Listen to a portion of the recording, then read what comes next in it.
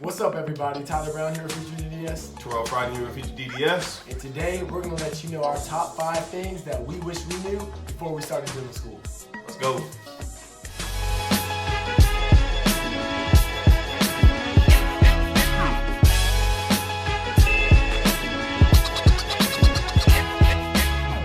Alright, so for anybody who's new to the channel, Tyler and I, we put out these videos to help pre-dents get into school, as well as show a little bit of our experience getting through dental school. So if you haven't already, pause the video, like the video, subscribe to the channel, as well as hit the notification bell so you know whenever we post up new videos.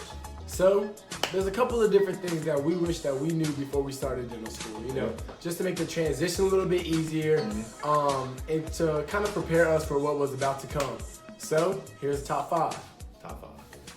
So number 1, do not worry about what you want to do in dentistry just yet. A lot of people go in thinking that, oh, I really want to specialize, I really want to do this, I want to do that. Don't worry about any of that.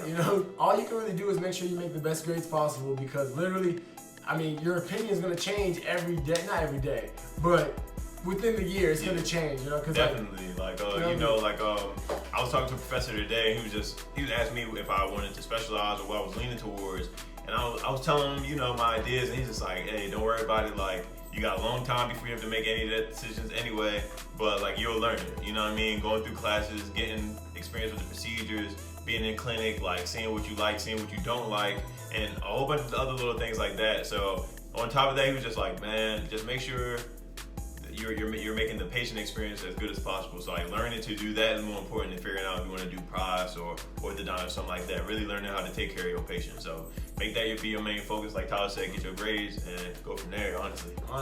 So number 2, and this is a big one.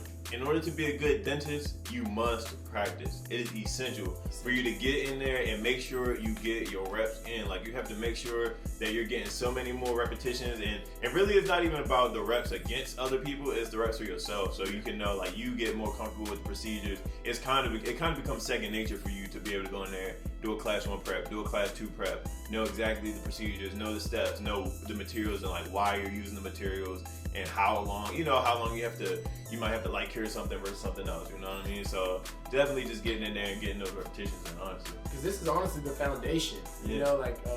My big was saying that right now is when we build our actual skills, because after we get out of dental school, if you don't go to a specialty program, if you don't do, an AEGD, whatever it may be, you're going to go work. You jumping in. Exactly. So, you have to get the practice in right now. And it's like a little thing that Kobe Bryant says. I don't know if any of you all are fans, but he was always talking about how somebody, he was talking about how somebody, or he would practice for say 4 hours during the summer versus somebody who was, practicing only 1 hour during the summer.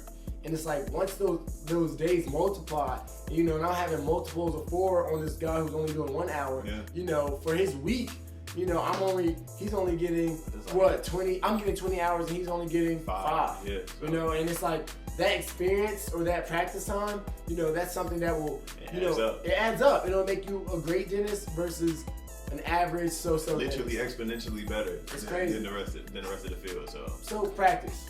So the number 3 thing that we wish that we knew before we started dental school was that imposter syndrome is real. It is very real, and that you need to know how to ignore it.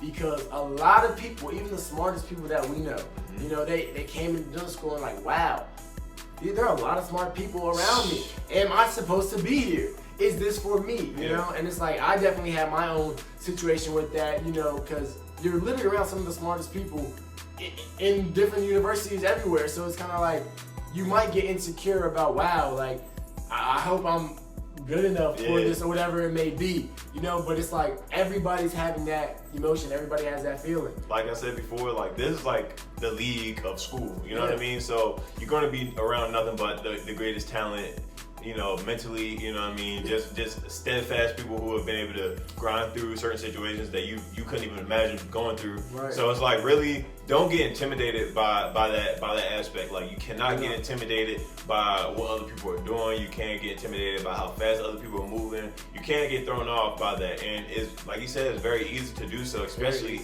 when you're tuning in and you're paying attention to other things and other people instead of paying attention to what you can do. And really, at the end of the day, all you can do is what you can do. So Focus on that and make sure you're focusing on you and being the best version of yourself you can be. Exactly. So number 4, being a dental assistant before you get to dental school might be the best job that you can have. Truly.